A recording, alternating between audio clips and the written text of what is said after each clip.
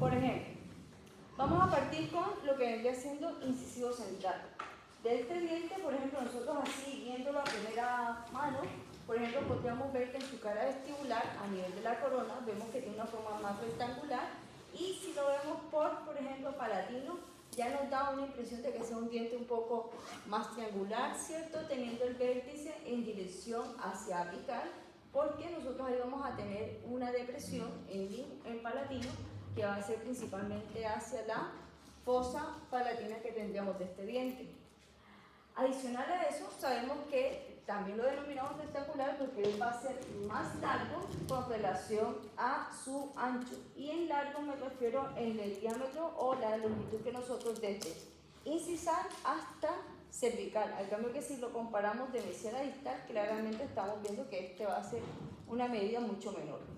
Este diente es de gran importancia, no solo desde un punto de vista estético, sino fonético, ya que la ausencia de este diente puede precisamente dificultar la modulación de ciertos fonemas, sobre todo estos fonemas donde tenemos que colocar la lengua detrás de la cara palatina o descansar la lengua, es decir, en su vértice en la cara palatina, para poder hacer ciertos fonemas.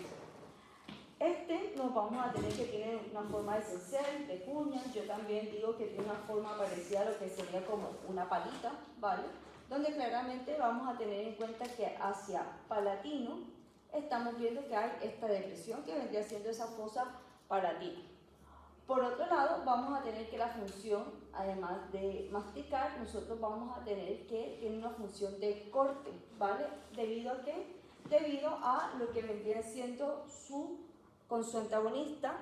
¿Por qué? Porque sus bordes incisales suele ser un borde que es bastante delgado, que va a tener precisamente un filo, y dependiendo de la edad que tenga el paciente, dependiendo del desgaste fisiológico que tenga el paciente, también este va a presentar precisamente un borde que va a ser más afilado, o por el contrario se va a ver un borde que estará mucho más grueso. De este incisivo, nosotros vemos que se presenta esta fosa lingualo-palatina, de nuevo, como se lo estoy indicando, de acuerdo a la presencia del doctor, y miren que nosotros estamos viendo esa depresión. Aquí lo estamos viendo desde una vista que claramente puede ser mesial o distal. Por otro lado, en esta cara, además de que estamos viendo la fosa, que es lo que está ahí concentrado en esa parte azul, nosotros vamos a ver esta cresta que tenemos aquí, que se va a denominar cresta marginal. Esa cresta está hacia cada lado, del lado mesial, del lado distal. También lo podemos tener como nombre de reborde marginal. Y hacia el borde incisal veremos la presencia de mamelones. Estos mamelones se suelen presentar en pacientes más jóvenes, y que los mamelones llevan el curso precisamente de lo que eran los lóbulos de crecimiento. La formación de estos mamelones suele ser específicamente de esmalte, y ellos pueden tener un desgaste progresivo.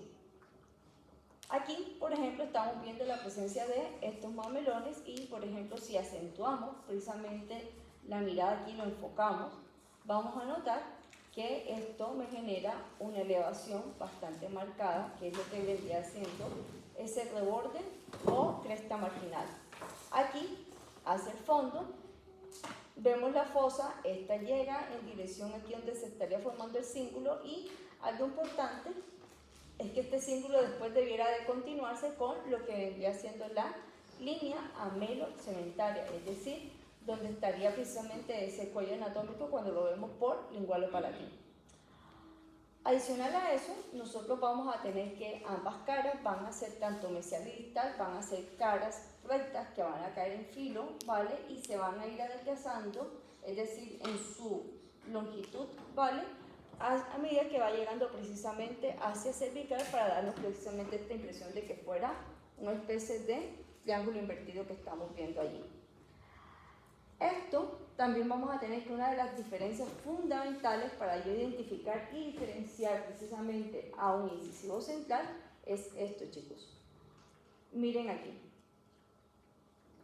los ángulos que nosotros vamos a tener. Este ángulo que nosotros vemos y enfocamos aquí es un ángulo que se ve recto, ¿vale? Al cambio que el ángulo que nosotros vemos acá se ve mucho más una curvatura, se ve más redondeado, se ve más delgado. Ese ángulo que vemos que es mucho más redondeado es lo que vendría siendo el ángulo distal. Y el que nosotros vemos que es más recto es mesial. Por eso, aquí estamos viendo desde vestibular y si yo lo volteo desde palatino, este vendría siendo mi ángulo mesial, vemos la rectitud, y aquí estamos viendo el ángulo distal. Eso nos sirve para nosotros, por ejemplo, tener claro qué diente es ese. Si yo voy a decir que es un 1.1 o un 2.1.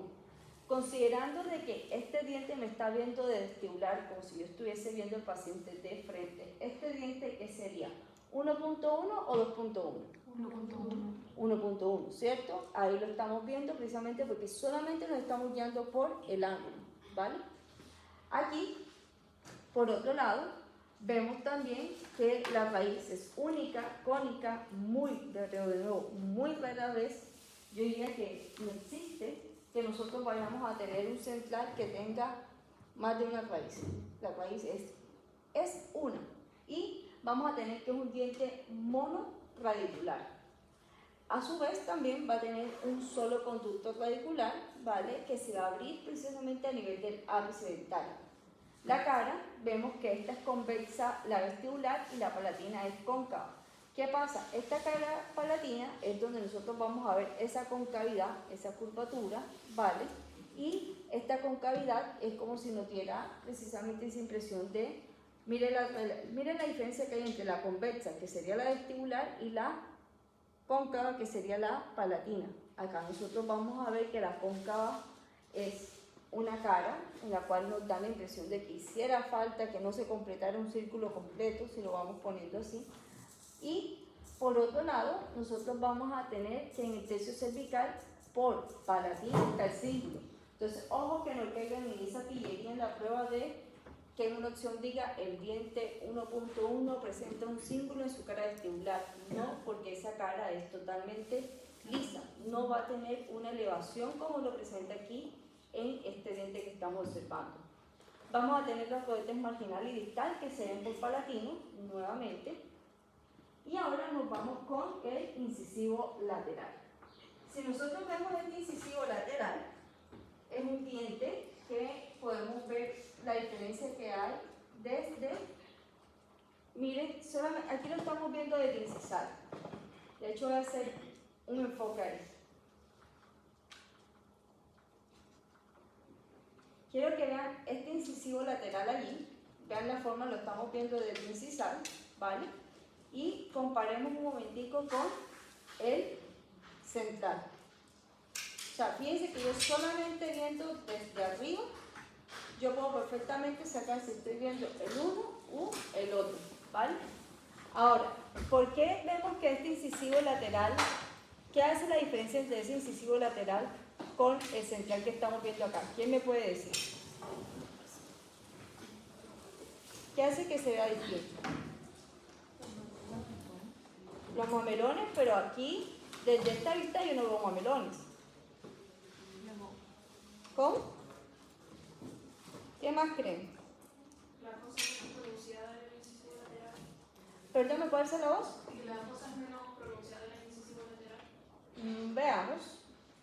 Acá nos está diciendo eso Caterina. Y veamos cómo se ve el cíngulo allí. Yo creo que lo que nosotros deberíamos ver de este diente, por qué lo vemos tan diferente con relación, es porque desde vestibular y desde incisal vemos que este diente es más redondeado. Más allá de que el cíngulo, porque si nosotros de nuevo, mira aquí ese cíngulo aquí. Está remarcado, ¿vale? Entonces, aquí se los coloco en esa perspectiva porque vamos a ver que es un diente realmente mucho más redondeado y eso también va en relación a sus bordes. Miren, por ejemplo, este borde, que si nosotros lo vemos así, nosotros diríamos, ah, ese es un borde distal de un central, ¿cierto? Pero si lo comparamos con el otro, vemos que es aún más redondeado. ¿Qué quiere decir esto? Que si nosotros vemos, miren esta cara vestibular, miren los dos ángulos, el mesial y el distal, son redondeados. Y mira acá el de ese central. Tengo uno recto y uno redondeado.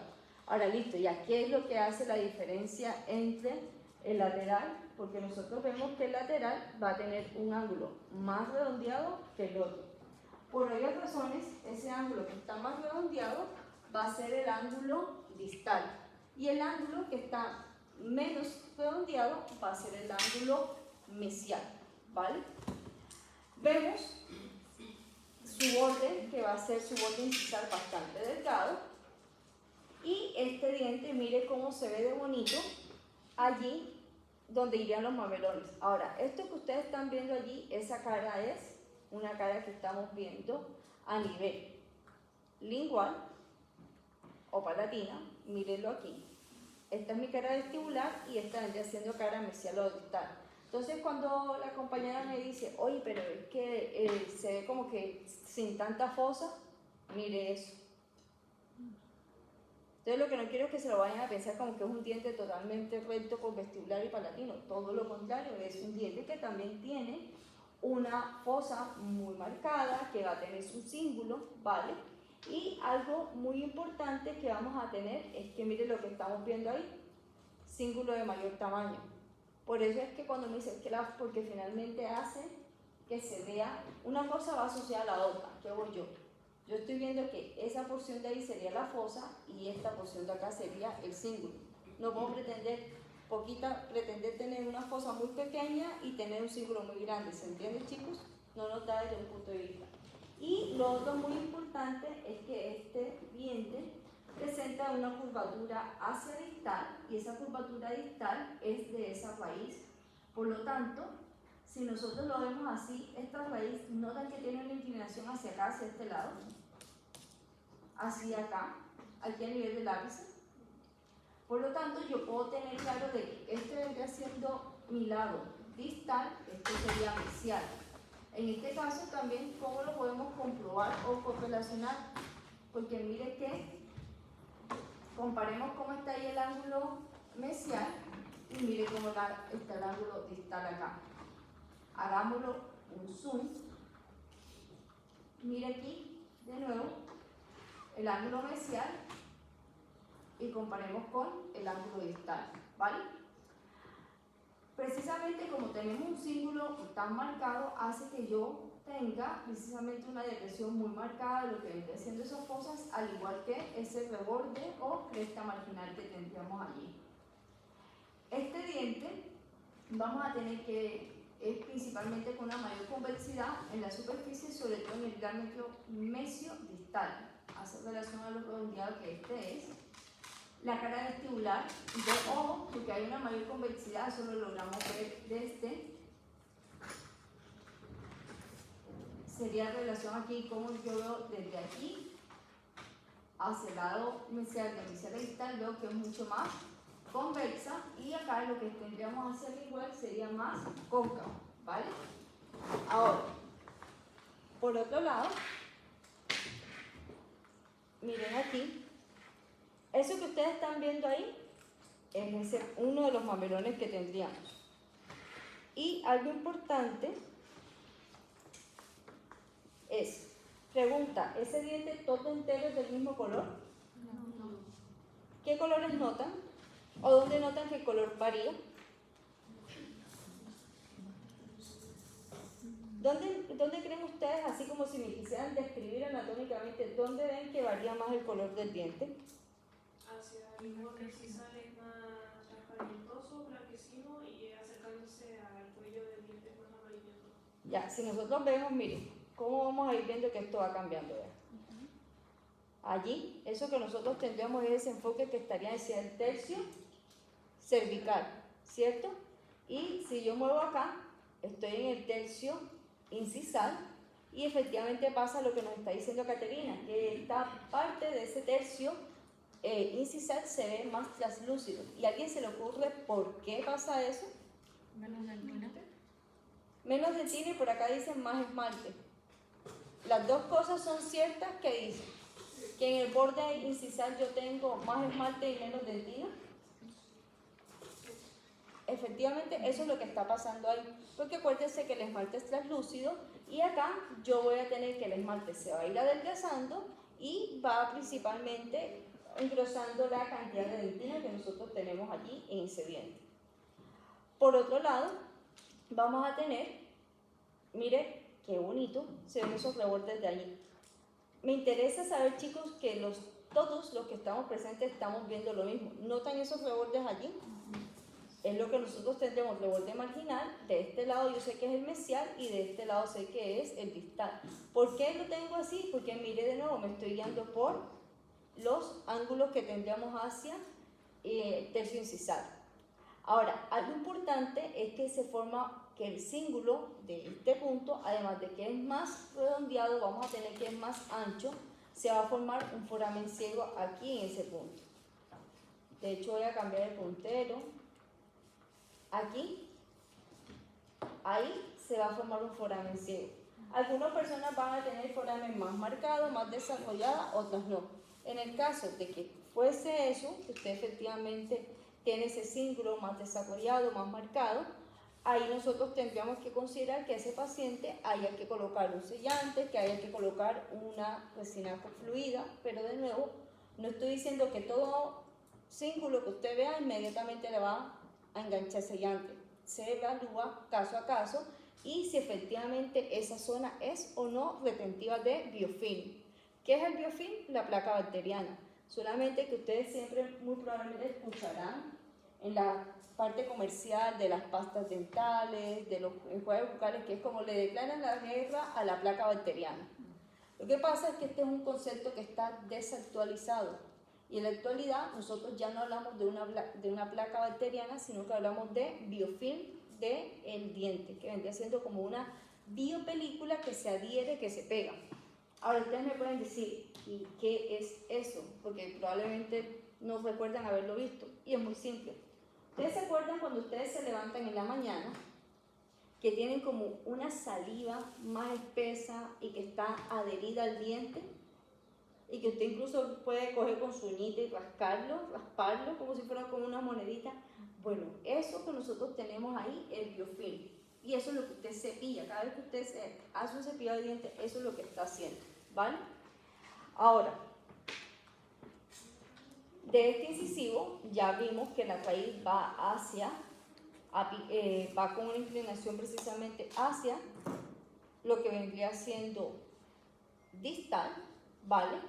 Y algo muy importante es que la longitud de esta raíz es igual a la del incisivo central superior, pese a que la corona de este incisivo lateral es más corta en comparación con el incisivo central, ¿vale?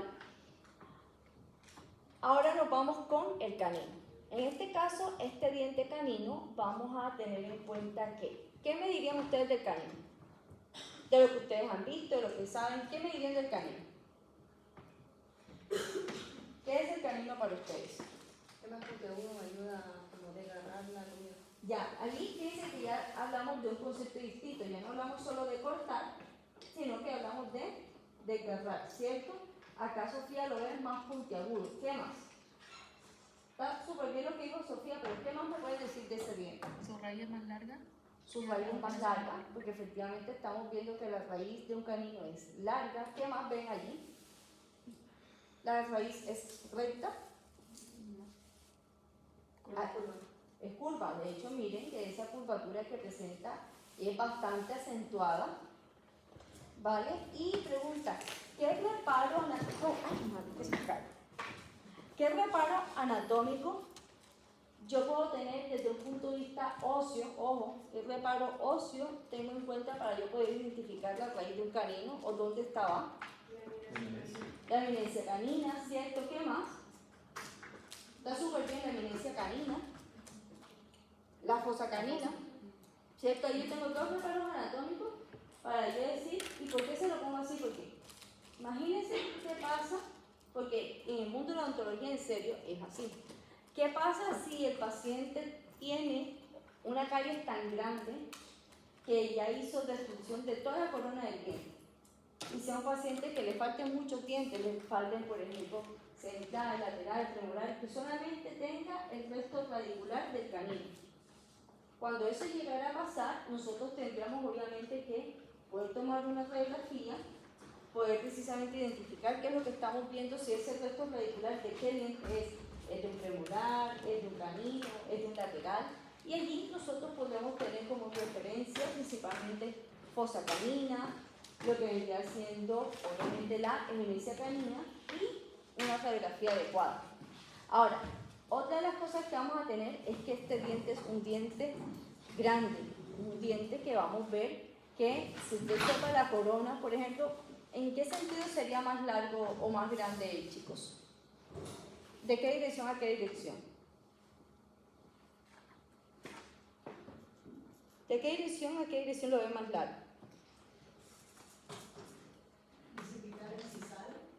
De cervical a incisal, ¿vale? Catalina Balbotín. Catalina. Anastasia. Ya. Entonces, si nosotros vemos, efectivamente mire donde está esa línea, donde está ese límite melocementario y mire donde nosotros tendríamos allí el borde de esa cúspide que se nos está formando. Este diente, aquí yo les voy a mostrar algo, mírenlo allí, miren ese canino, ¿vale? Y me voy a adelantar y quiero que hacer este foco. Vean eso, primer premolar, ¿vale? Y comparémoslo con el canino. ¿Qué tienen en común? Es precisamente, ese canino es como esa mezcla que yo tengo justo donde me está llegando los centrales, los laterales, y empiezan a formarse esos premolares. Ese canino es como un híbrido, una mezcla de estos dos dientes. Por eso vemos que se observa como si tuviera un cíngulo, ¿cierto? Observamos como si él tuviera un cíngulo en palatino, pero vemos que en su cara vestibular inmediatamente vemos una cúspide. Mire cómo se ve ese canino desde superior, ¿vale? Y veamos cómo se veía el lateral desde superior. Vemos inmediatamente cómo se va yendo esa marcada diferenciación de acuerdo a las superficies. Ahora, de este canino vamos a tener en cuenta que es el diente que presenta la corona y la raíz de mayor tamaño que nos vamos a tener a nivel de la cavidad oral, ¿vale? Incluso este canino es más grande que el canino inferior, ¿vale? Y este canino cumple una función, así bien, ya lo mencionó Sofía, de desgarrar la mucosa, pero este canino cumple más funciones. ¿Por qué? Porque este canino permite que haya una buena oclusión mediante lo que vienen siendo las guías para hacer movimientos de lateralidad y movimientos de lo que correspondería a céntrica o excéntrica. Durante nosotros hacemos movimientos de protrusión, la lateralidad cuando llevamos la mandíbula hacia el lado derecho, hacia el lado izquierdo. Este diente guía ese movimiento, ¿vale? Ahora, esto es de gran importancia. ¿Por qué? Porque claramente si nosotros sacamos el canino, nosotros empezamos a generar desórdenes oclusales porque no vamos a tener lo que vendría siendo la protección de la oclusión que permite este canino. Aquí los dos dientes más importantes para la oclusión, chicos, son el canino superior con el inferior y el primer molar superior e inferior, ¿vale? Porque aquí nosotros vamos a tener tanto la guía canina, ¿vale?, la guía anterior, como la guía posterior para hacer los movimientos articulares. Si perdemos uno de estos dientes, perdemos esa guía y se forman desórdenes oclusales que van a hacer, pues obviamente, a comprometer la funcionalidad, que puede ir desde puntos de contacto prematuros, van a ir desde la migración de los dientes, rotación de los dientes, etc. Por eso, por ejemplo, si nosotros sacáramos el canino, en un paciente vamos a tener, por un lado, cambia la morfología de la cara porque vamos a ver que se marca con mayor profundidad el surco nasogenial. Entonces automáticamente esta persona se le va a ver una expresión mucho más envejecida. Y aparte, como complicación de sacar un diente canino de forma prematura, de nosotros, por ejemplo, no mantener el espacio, no hacer una buena rehabilitación, es que hay una modificación en la línea media. La línea media, acuérdense que nosotros la vamos a tener entre el central del lado derecho y el central del lado izquierdo. Entonces, es como si este empieza a correr los dos centrales y mi línea ya no es compatible con por donde debiese ir el plano sagital medio, sino que se puede empezar a desplazar 1, 2, 3, 4 milímetros. ¿Se entiende eso que les acabo de mencionar? ¿Sí? ¿Qué canino es el amarillo? pasa es que el canino tiene una dentina mucho más gruesa, mucho más marcada, y por eso es que lo vamos a ver más amarillento. Y esa es una muy buena pregunta, ¿por qué?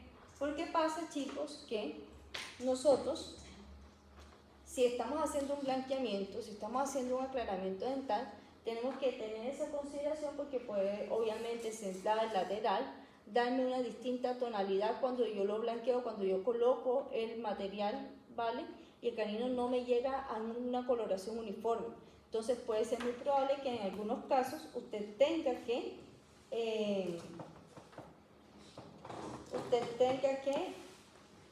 dime un segundito, que usted tenga que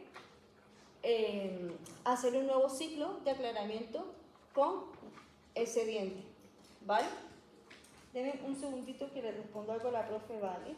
Cortito aquí.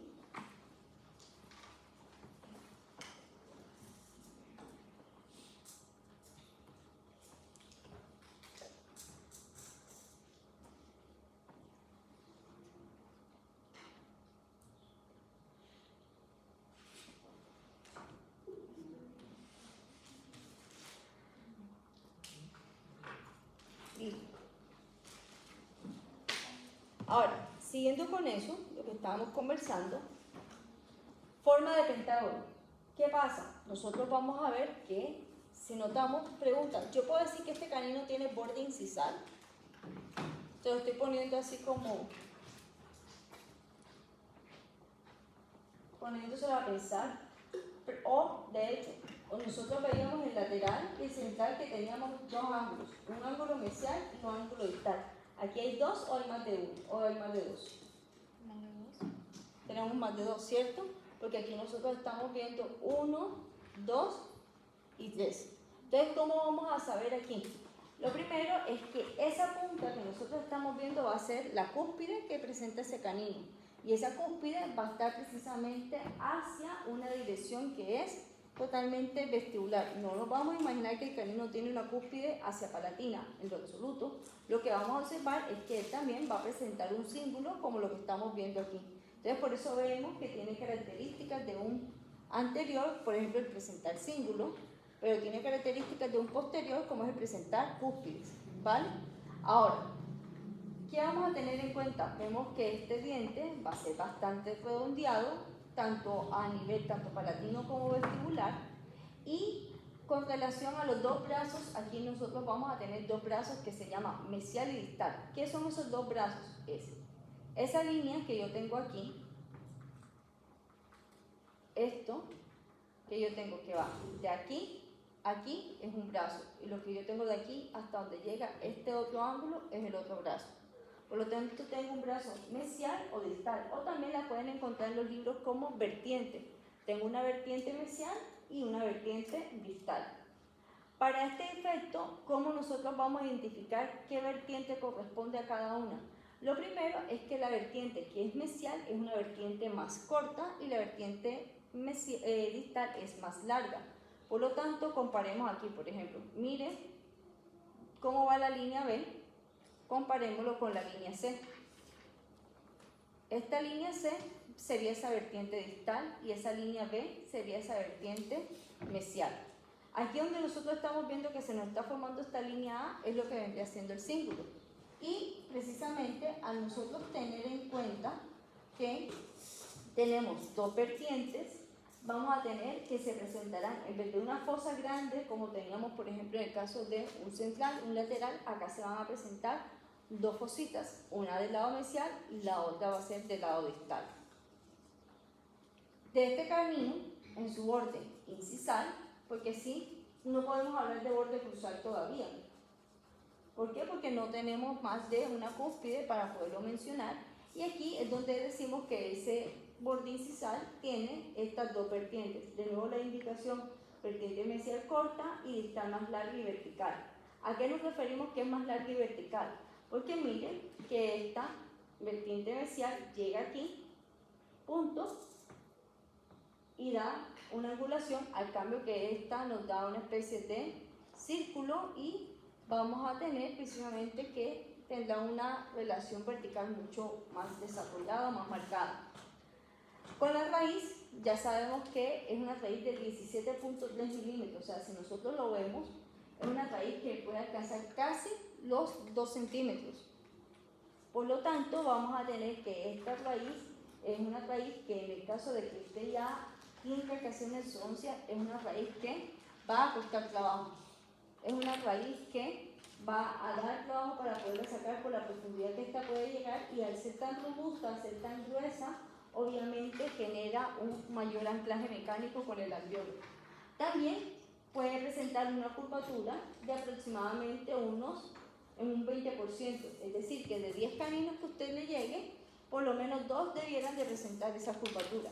Algunos va a ser más detallada y otros no. Por ejemplo, aquí, mire cómo estamos viendo esa curva que tendremos aquí en la imagen inicial. Importancia de eso, por supuesto, al momento de hacer una exodoncia, al momento de hacer un tratamiento de conducto. ¿Por qué? Porque nosotros, acuérdense que yo les decía que introducíamos una lima que viene siendo una estructura metálica, como si fuera un palillito metálico. Esa lima tiene que seguir la curvatura del conducto, porque si la lima fuera totalmente recta, imagínense algo totalmente rígido y recto, que yo le introduzco aquí detrás de la cara en palatino, hago una apertura, hago un hoyito, introduzco esta lima que es rígida y ella siguiera su camino totalmente vertical. Claramente veríamos cómo haría una perforación de la raíz del diente, y obviamente, chicos, esa es una complicación que no deseamos tener.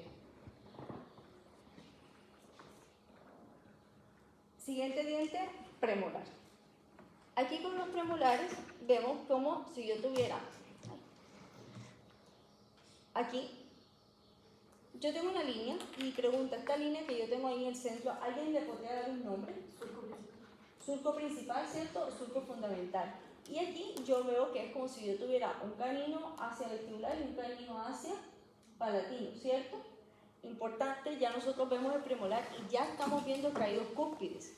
Y de nuevo, fíjense, solamente con la anatomía del diente, viéndolo, yo ya puedo decir, miren esto,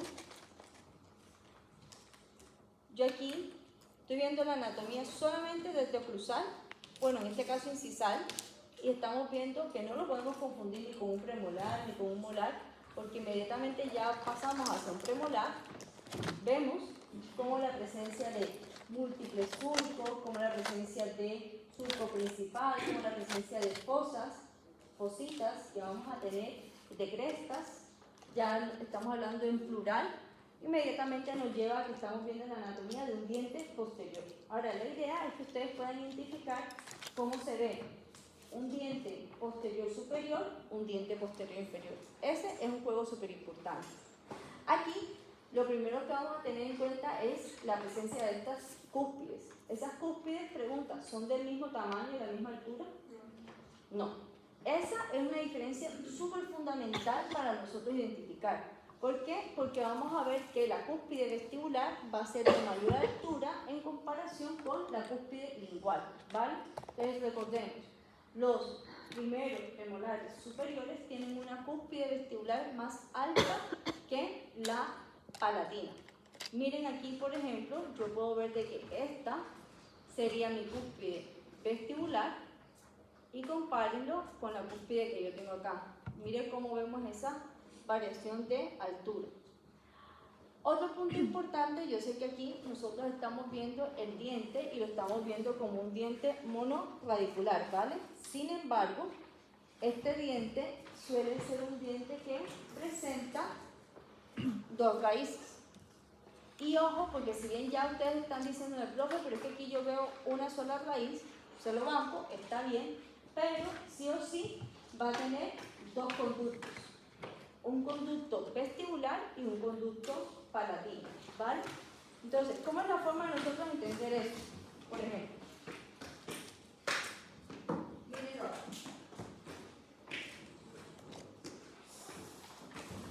Supongamos que aquí, donde esto que nosotros estamos viendo, de lo naranja para arriba fuera corona, del pantalón hacia abajo fuera raíz, ¿listo?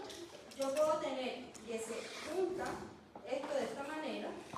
Estoy viendo el pantalón y diera la impresión de que yo tuviera una sola pierna. Pero sin embargo, usted sabe de que ahí hay dos fémures, usted sabe que hay dos tildes, ¿vale? Yo puedo estar así o puedo tener como si tuviera una sola raíz. El tema es que los premolares, sí o sí, indistinto que usted lo esté viendo así o lo esté viendo así, va a tener dos conductos, ¿vale? Ahora, la mayoría de los primeros premolares superiores suelen tener dos raíces, ¿vale? Eso tiene importancia clínica, por supuesto, porque si está haciendo una exodoncia, tiene que tener en cuenta que si el diente tiene dos raíces, me iba a preguntar, ¿qué pasa? Si yo tengo dos raíces, y aquí es un principio básico de lo que vendría haciendo física, si yo tengo un diente que tiene dos raíces y yo lo quiero sacar, ¿creen que sería buena idea botarlo? Porque esto sería lo que yo estaría haciendo si lo botara. Además que si yo lo boto, acuérdense que cada raíz tiene un alveolo. Cada raíz tiene un alveolo. Yo ese movimiento de rotar, yo no lo puedo hacer. Al cambio que yo puedo rotar cualquier diente que sea uniradicular. Si usted está sacando un central superior, inferior, un lateral, un canino, lo que usted quiera. Pero cuando de nuevo, si tenemos un diente con dos raíces, no podemos rotarlo. Porque si yo, por ejemplo, roto, voy por lo menos a fracturar sí o sí una de esas raíces. Entonces ya usted no está haciendo resonancia de un diente completo, sino que está haciendo resonancia de un diente fracturado y el rescate de ápice. Entonces obviamente se está complicando. Entonces, en este sentido, si yo voy a sacar un diente que tiene dos raíces, ¿qué es lo más lógico? Que yo empiece a balancearlo en su propio eje, que es esto que yo estoy haciendo aquí, o en el peor de los casos, hago este movimiento hacia adelante y hacia atrás, hacia adelante y hacia atrás. ¿Con qué fin? Porque cuando nosotros hacemos una exodoncia, chicos, no quiero que se imaginen que yo estoy aplicando una fuerza desmedida, que yo estoy rompiendo encía, diente, hueso, no. Yo lo que busco literalmente es dilatar un alveolo. Donde está el alveolo de cada raíz, yo lo que hago es ir ampliando, generando espacio entre el alveolo para yo literal poder aflojar el diente y poderlo sacar. Eso es lo que estamos haciendo.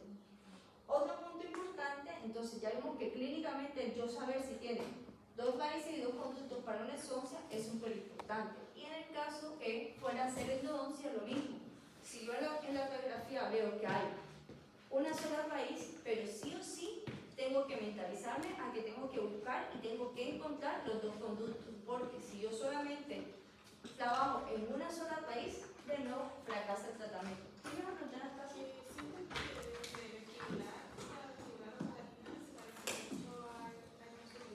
Sí.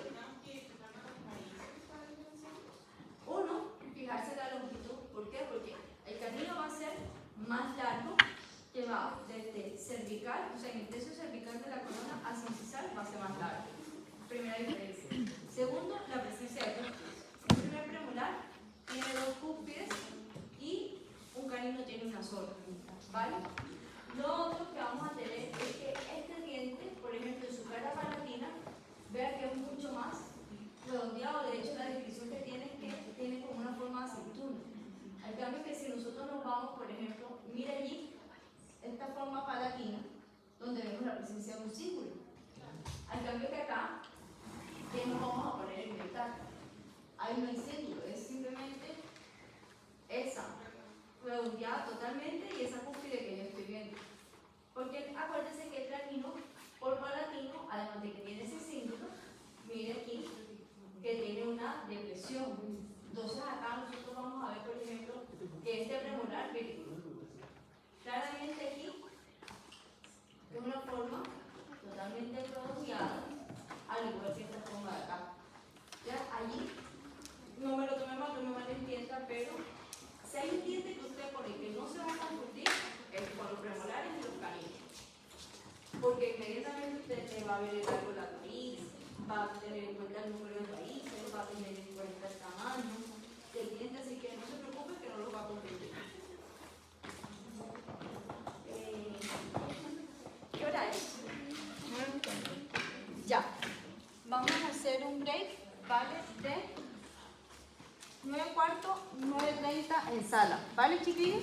Ya.